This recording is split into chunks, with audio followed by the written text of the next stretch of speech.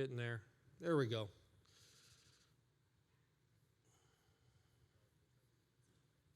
I'm sorry, guys.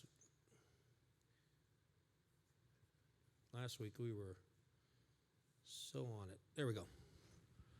Okay. Now we're ready. You ready? Okay.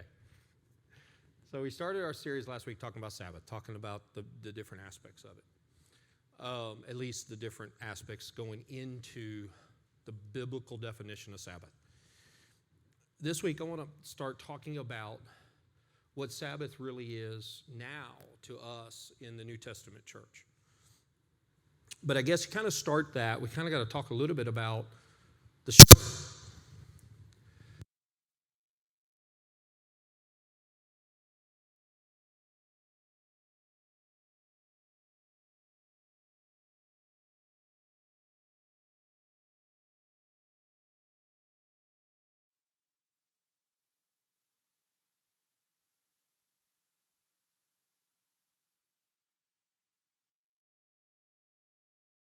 one. Okay, you can turn it down a little bit. Do you know what the most disliked position in the church is? The sound man. The poor guy. He never gets a break. So, all right, so let's talk about the New Testament church. I'm going to have to hurry. I'm losing time. Let's talk about the New Testament church and what Sabbath, how that applies in our lives today. And then we'll kind of go down the process over the next couple of weeks about Sabbath. But let me start with a problem that I think we have in the church, and maybe good or bad, I don't know. I think we have a tendency to get it wrong sometimes, but we tend to focus as the church, a lot of times we tend to focus on assessing every decision we make. We seem to assess it through the lens of morality. Now, I'm not saying it's bad to make good decisions, and I'm not saying having good morals is wrong, but what happens is that every decision that we make is guided by, is this right or wrong? And the problem with that is it makes it everything just black and white, and not everything is that simple. Some things are a little more involved. And I think the problem with that is that if it's not morally wrong, then we don't know what to do with some things that's in our lives. So you can be morally right as a Christian, but still living in a way that you are destroying aspects of your life. That's a possibility. You could be morally correct, but still have some really bad habits that are hurting you and your family and your life. And even though we are Christians, for example, you can be extremely addicted to busy. You can be addicted to feeling frantic and feeling anxious in life. You can be addicted. You could be morally right, although I'm sure we'll find some scripture because we always do, but you could be morally right and be addicted to anxious friendships and drama. It's possible. And so that's a challenge. And what happens, I guess, what the problem is that we can develop or we can form a lifestyle as a human being that is built around something that isn't morally wrong, but is still destructive in our lives. And that's why, at least to me, why we chose this study, the study of Sabbath, right on the front end, and that is to be a reminder, if you will, of whose image we're actually formed in and how we should be living our lives. And maybe my personal opinion is that the addiction that we have to busyness and the addiction we have to information, and we'll talk about that in a minute, I think it reflects the fact that we want to be the one from whose image we were created. Let me show you what I mean. Our world right now moves extremely fast, right? I mean, we move quickly, if you will. I mean, I could send a message right now, and in seconds, it could be literally on the other side of the world. We move fast, and it is a struggle to keep up with everything going on. If you wanted to know all the news and you thought reading your phone news would get you there, you'd be surprised. You couldn't read it all. We have that much information, that much news. And although the speed of the earth and how it revolves hasn't changed, our ability to process the amount of information that we're exposed to, it has. We are literally exposed to tons of information. I remember, and some of you probably remember this, but I remember as a kid, the guy knocking on the door selling encyclopedias to my mom and dad. Remember that? I think ours were green and white. But I remember that. I remember them selling that. And in a small town that I grew up in, that was the only way that you could know certain things about the other side of the world. So unless you were somebody who traveled a lot, which obviously I wasn't, somebody who was exposed to other aspects in the world, you wouldn't know very much. But now you could know things in just a few seconds. You could know. If I was to ask you what are the provinces or what are the countries of Thailand, you could look that up and have that answer right now.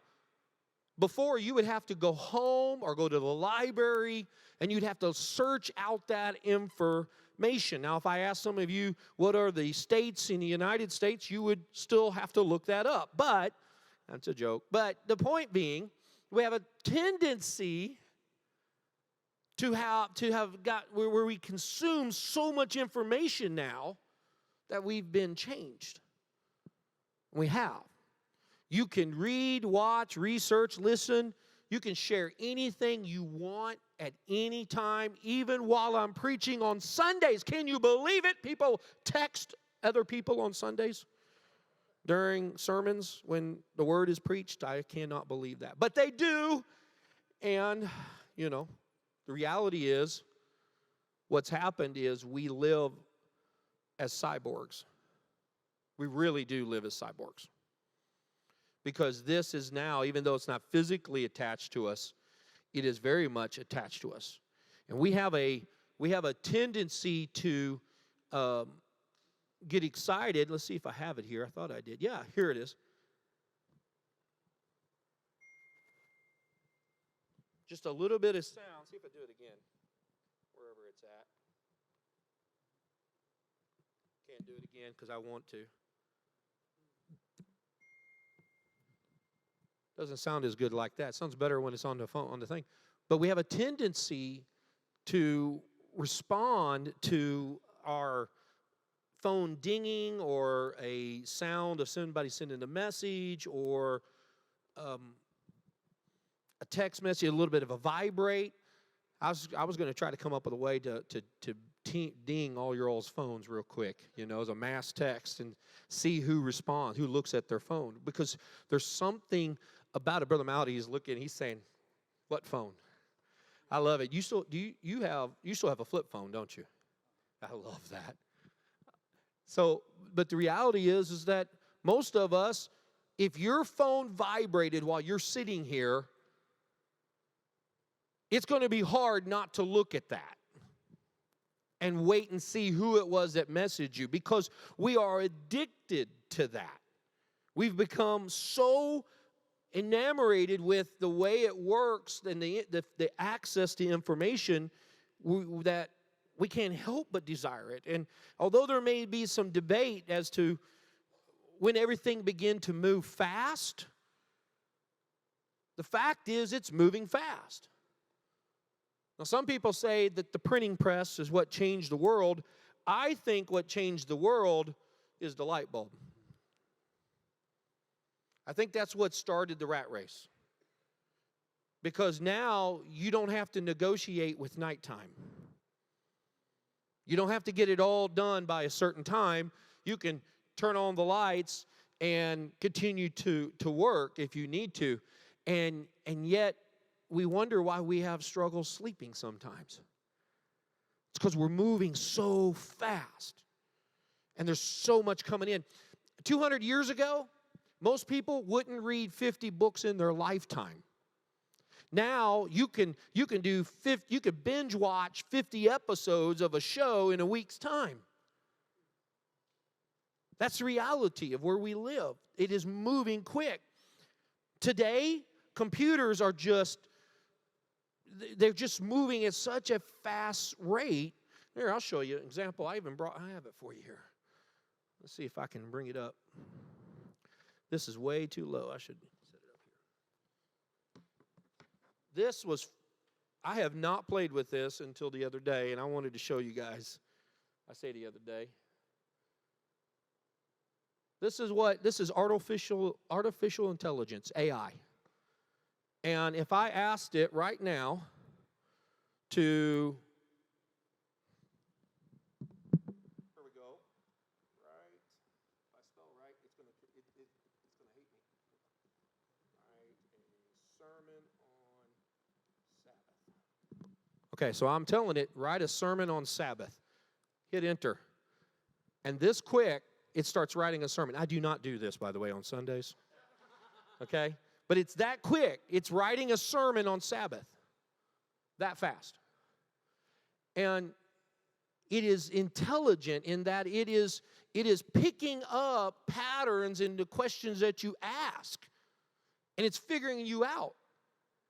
And it's writing this message. I know that seems small, but the reality is it good? I haven't read it, So there you go. So the point is that this is what we're dealing with. We are moving so quick right now in life. You thought all you had to do was watch TV to get a good sermon on Sundays. Now, you don't have to do that. You go to your computer and ask a computer to preach to you, and it can write you a sermon. I will say somebody did ask me a very interesting question a while ago. They asked what if the Antichrist was a computer? I don't know about that, but the point being is our world is changing so much, things as we know it, it's not going to stay that way. And the problem is we don't even realize how we're getting sucked into this. We have so much information that there are every day 5 quintillion bytes of data is created. Even though only 5% of that is actually used or analyzed, that much data is being created and stored.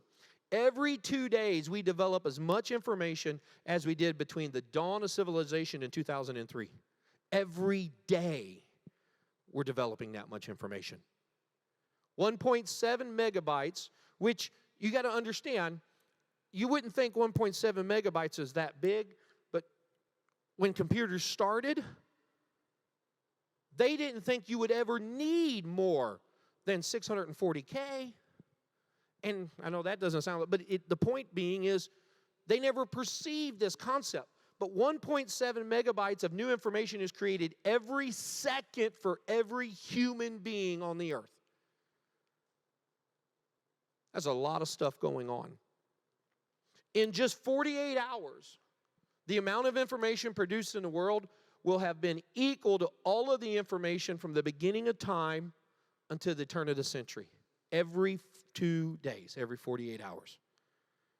That is a lot of information. That means that the amount of data, here we go, ready? That you consume in a day would be equal to one person's entire lifetime. Up to 1950 or to 1574. So, there's been a couple hundred years since then. But the point being is there's this process of us receiving information into our lives, and it's coming so fast, and there's so much going on, and we don't even realize what's happening. And all that information, all the enhancements to our lives, here's my question for you. Are we actually better off? Are we better off having all of this? Are we better off being able to look up something about some island in the middle of nowhere? Are we better off knowing the information about what's been going on, on the other side of the country real time? Are we better off being able to see news live? Are we better off, or maybe it's worse? I'll be honest, I'll tell you what I feel is I feel like this and the information that we have is very godlike for us.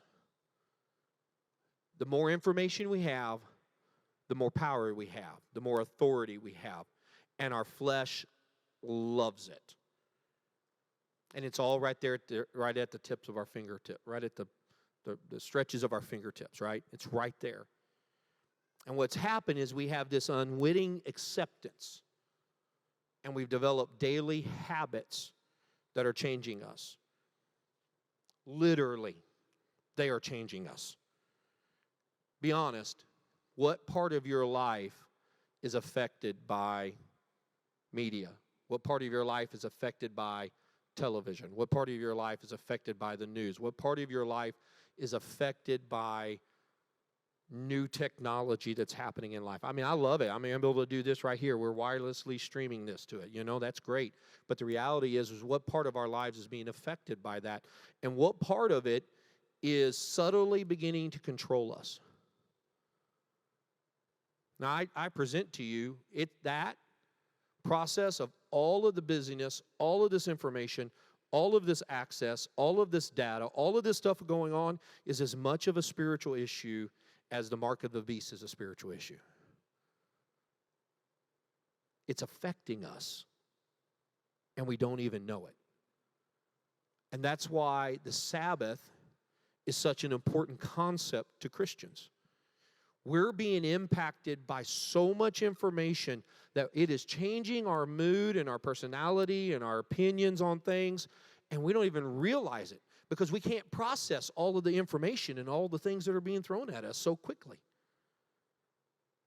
We've gotten to be so fast about it. There is things, people are getting, if something bad happens, people around the nation, or the world for that matter, are finding out about it before you even have a chance to process it. And then you're going to have a conversation about it with them? If you don't have time to pray about it before you talk about it, that might be a problem, right? Point being is that this concept of Sabbath, in the world we live right now, we need it more than ever before. Because Sabbath is more than just a day off of work. That's the key. See, that's the problem. We think of Sabbath, we're going back to the Old Testament, and we're looking at the law where you have to keep one day out of the week off of work, and it's the Sabbath day, and everybody takes off that same day, and we think that that's the model in which the Sabbath is supposed to operate. That's not it. It may seem like it's a good thing, but it's not that. It's so much more than that. When we talk about Sabbath, especially when we get into the New Testament, even though we read, Exodus, we read that the Lord took off a day. We read Exodus. We read Numbers where they stoned somebody because of it. We read in Mark where Jesus says that talks about the Sabbath. And we read about how the Sabbath was made for man, not man for the Sabbath, right? We read all of that. Well, how do we apply that to where we are right now? Well, when we talk about Sabbath, we're talking about how God created us and how rest in all the areas of our lives is important to maintain the image from which we were created. When we talk about Sabbath, we talk about how rest is an important part of the image of God in our lives and how we live that out. And reality is most of us don't live that out. So let's look at it. Let's look at this concept of Sabbath and how it applies, especially when we go back to creation and where we see it happening. Probably one of the best places to see it is starting with the concept of work, right? Because our understanding of Sabbath starts with the idea that, well, we work, so we need a day off of work, right? So let's look at the concept of work. The first place we see work is in Genesis, where it tells us that, Genesis chapter 2, verse 1, that by the seventh day God had finished the work that he had been doing, so that on the seventh day he rested from all his work, right? Then God blessed the seventh day and made it holy. There it is again. Because on it he rested from all the work of creating that he had done. What we identify as work for 6 days, the Lord did, and then on the seventh day he rested, or he Sabbathed it on that day. Now to God, and I want you to see this because this is so important. To God, work is an act of creation. For him, creating is work. It's associating work with an act of creation. That's why work done right and done well is satisfying to us. You ever do a job, and when you do it and you're done, and you feel like you did a good job, you feel satisfied? You're like, I did good. I built that. That looks good. That somebody complimented. That makes me feel good. Baked a cake. People liked it. That I never get that one. But the point being, you feel satisfied in a good day's work. You feel satisfied in doing something. And the reason is because work is an act of creation, an attribute that comes from God. You built something. You pictured it in your head. You designed it. You built it. You figured out how to make something work. You solved the problem. You did something, and at the end of it, you feel satisfied because work is an act of creation. So that's the first place we see the concept of work. The second place we see it in creation is that God took man, talk about Adam, and put him in the Garden of Eden to work it and take care of it, to care for it, to tend it, right? He worked it. Before the fall, God commanded Adam to work and care for the garden. So he was commanded to work. And it wasn't that God commanded him to work because God was lazy and he didn't want to tend to the garden. He gave him work because work was important. He gifted, if you will, Adam a job so that he could feel this sense of reward, this sense of fulfillment. It was a gift for Adam to engage his hands and to engage his mind. Work is a gift. Let me say that again because that is not the approach we take in this world. Work is a gift from God, and it is a gift to engage our minds, to challenge our minds, to develop our thoughts in our minds, and to work with our hands. That was God's design. He commanded Adam to work, and it was a gift. The third place we see it, which I think is interesting, is after the fall. Because it was after the fall that work began to change. God said to Adam, because you listened to your wife and ate the fruit of the tree about which I commanded you, you must not eat from it. He says, cursed is the ground because of you.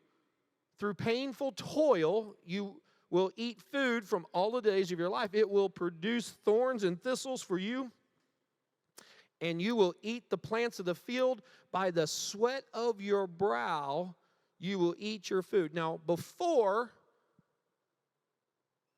the work that God described, or work that he commanded him to do, had nothing to do with sweat and toil. But now, this work is a little bit different. It's the curse turned work into hard labor. And when God cursed the ground, he made it so that it would be fruitless, and when God cursed it, he made it so that fruitfulness and productivity only comes through hard work, effort, and difficulty. He designed it that way. Or he cursed it and it became that way. He didn't design it that way, but he cursed it and it became that way. Now that's the beginning process of work, right? When we talk about work, I think it's important to understand that work is God's design, yet we find ourselves exhausted from it, worn out from it. And we allow it to control us most of the time. The truth is it controls us because of other choices we've made in life, but we allow it to control us. Now, I want to show you something that I think is really fascinating. And let's see. Right here, where it talks about work, it's underlined there, bolded and underlined. It uses the same word that God did for the same word that God instructs Adam, which is not bolded and underlined, but the word work. It's the same word used in Exodus chapter 8, verse 1. Let's see if I have that on here. I do. Where the Lord said to Moses, "Go to Pharaoh and say to them, this is what the Lord says, let my people go so that they may worship me." That word worship is the same word as work in Genesis.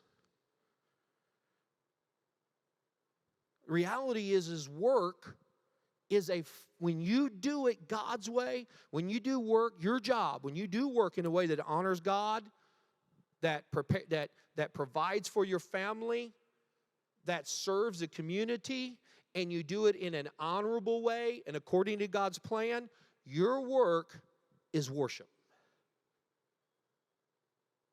And see, that changes things whenever we start talking about what college kids need to go to, what career they need to get into, how we need to survive. What happens is we don't have this concept of what work is really supposed to be early enough in our lives that we end up getting ourselves into difficult situations and financial debt and stressing ourselves over things that literally we don't feel like we even have a choice. But I have to do the kind of work that Adam did after the garden instead of the kind of work that God created for the garden. And so we struggle with that. So here we got the struggle with work.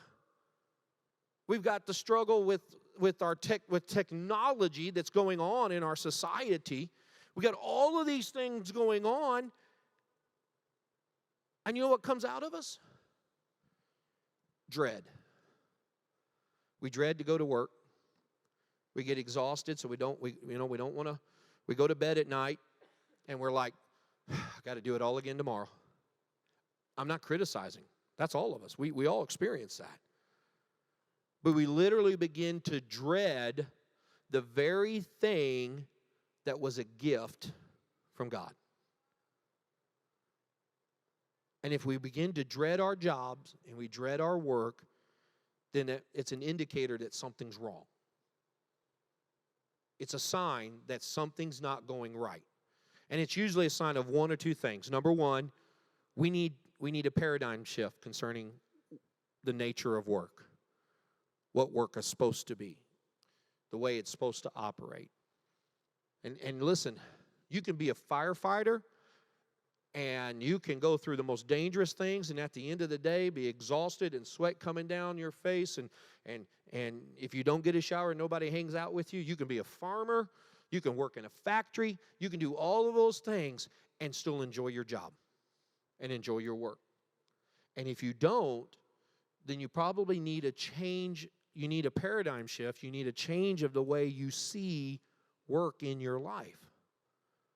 Because you can be a firefighter that honors God with your work. You can be a farmer that honors God with your work. So you either need that, or if you dread your job, it's because maybe you're not honoring the principle of rest. And you're experiencing burnout in your life. And if you're experiencing burnout in your life, it is a high indicator that you have and I have got the concept of rest and work for that matter, but especially rest. We've got it out of line. Let me make a very bold statement here. Burnout is not a part of the image of God. So if we're experiencing burnout, Most likely it's because we've introduced something else into the image in our lives.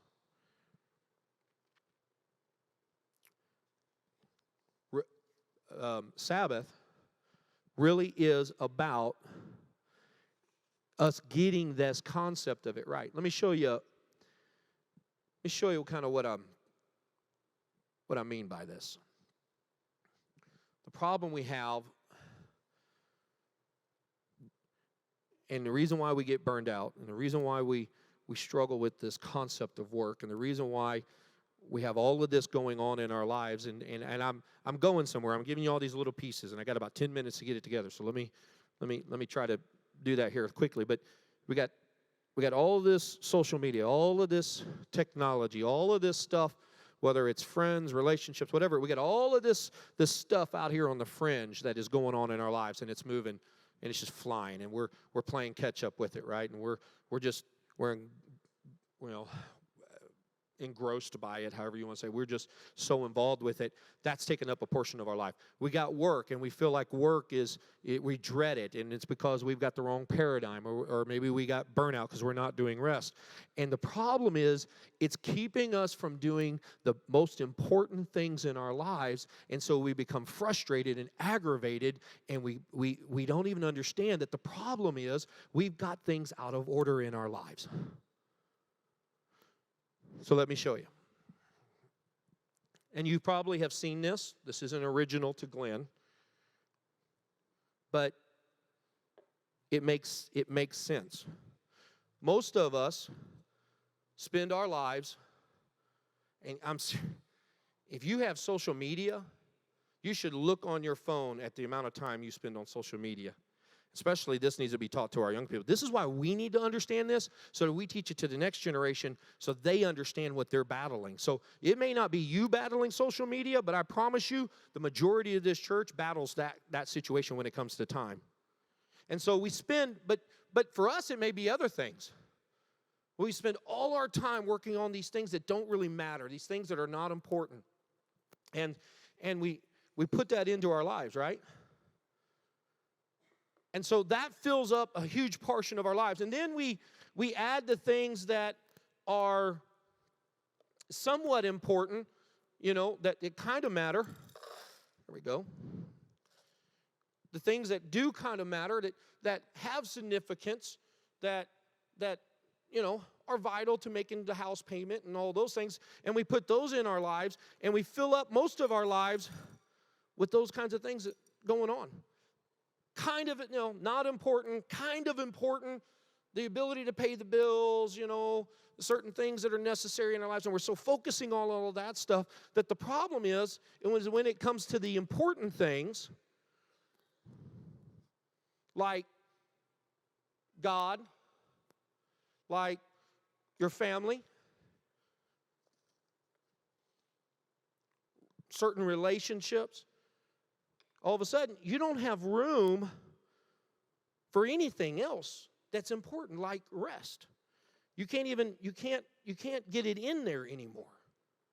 And that's where most of us live our lives, even as apostolics or Christians. We live our lives because we are filled all the way up that the concept of rest is impossible to grip and grab a hold of because we don't really have room to put it. We just want to stack it on there and it easily falls off. That's how we live our lives. As I break everything. But if instead we get the right priorities, let's see if we can do this right now. One-handed. If instead we get the right priorities, and we put the important things first, like rest,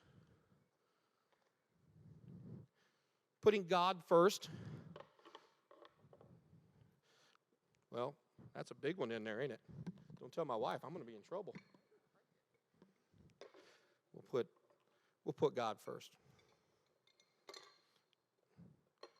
We put rest. We put family. We put other relationships. If you do that, then you can start adding things into it And it begins to fill in all the little free time. There we go. That's what happens whenever you try to demo something.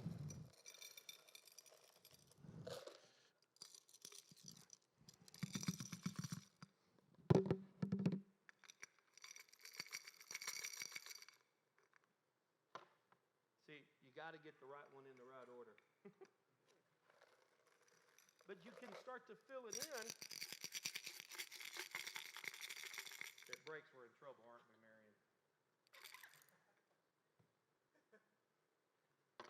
Then you can start to fill in the gaps, right? Who's back? But that's the reality. If you get the concept here, I'm not executing very well, am I? I put the one rock in wrong. But the point is, you fill it up, and you can start creating space, and you can actually get everything into your life. Same stuff, but you get more in. And that looked out really bad. I may have to try that again one day here. But the concept's real, and you've probably seen that on the internet. But the concept's real. You put the small stuff in first into your life, you will have to choose to let go of something big. But if you put the big stuff in first, then you can add all the other stuff in along the way. And if it doesn't fit, you don't need it anyways. That's the reality about the priorities. And one of the biggest things you can add into your life literally is rest. You have to have rest. God, family, those things all matter, and we know that. But the one thing we don't add is rest. The concept of it. So let's talk about Sabbath. Let's talk about what Sabbath really is. When I talk about Sabbath, what I'm referring to, Sabbath is more than just a staycation. It's more than sleeping in. Sabbath is a lifestyle that we live that makes sure our priorities are in order. Sabbath is avoiding an unwitting acceptance of busyness and daily habits that form anxious lifestyle. It's following God's pattern in creation so that rest creates balance in our lives. Sabbath is our work becomes worship. We work and it worships the Creator instead of the culture that we live in that feeds the speed, the hustle, the activity, the noise, the fame. That's what Sabbath is. Sabbath is literally us controlling our work and our lifestyle through rest instead of allowing it to control us. And the result is it creates an appreciation for life. So let me give you an example. You know, I messed this one up. I won't use a physical one there. Let me give you an example in my personal life. So I am a hunter. I like to hunt. And I enjoy that. But you know what I struggle with?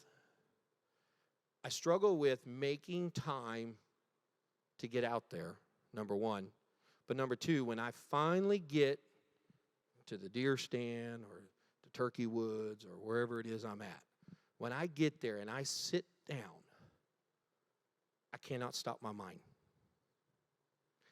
I start thinking about all the work I got to do, this, and then all of a sudden I begin to feel guilty because I'm not getting all of the busy work I need to be getting done. Do you let guilt cause you to do busy work? Because I do. And it forces me to be busy even when I'm sitting there. Mentally, I'm busy while I'm sitting there instead of enjoying the beautiful thing that God has given right out in front of us. And that's where most of us live. Most of us live a very busy life, and when we're not busy, we're guilty for it. We feel guilty that we're not doing it. We feel lazy. We feel unproductive. We feel like we're failing if we're not working or we're not doing something. My goal over the next few weeks is to help us see that that's not God's design. Yeah, we're supposed to work. We're supposed to work. We are commanded to work. But at the same time, we have become so busy in the world in which we live that we now feel guilty if we just sit down and do nothing. And what's sad is that this has exponentially sped up our life. Because now, other people control us too. I'm afraid to turn off my phone because somebody might have a need. And you know who's affected by that? And this do not feel sorry for me, okay? But Sister Grimsley, how many times did you guys get a call and you have to go when it was a family event? Look, all right, you've had that.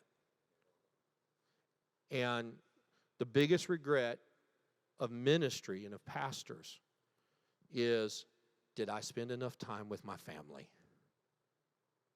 Because we spend all our time caring for others. And it is the most noble thing. But you know what? You can be about kingdom work. You can be morally right and still be destroying you and your family if you're not practicing the concept of Sabbath and rest in your life. It's possible. And I don't want you to feel guilty. I feel guilty right now. I don't want you to feel guilty. But I do want to see us change that in our lives. So, I want to pray. God, you're a good God. We're talking about you. We're talking about your Sabbath. You called it holy. It made the day holy. And I want to say to you, Lord, that I am sorry that I haven't got that right. And I am working on that very much. And I'm just asking you right now to just plant this seed into our hearts and our minds so that we might be different and we might help others be different, we pray, in the name of Jesus. Amen. Thank you for being a part of round 2. I'll try this illustration again later and see if I can get it right.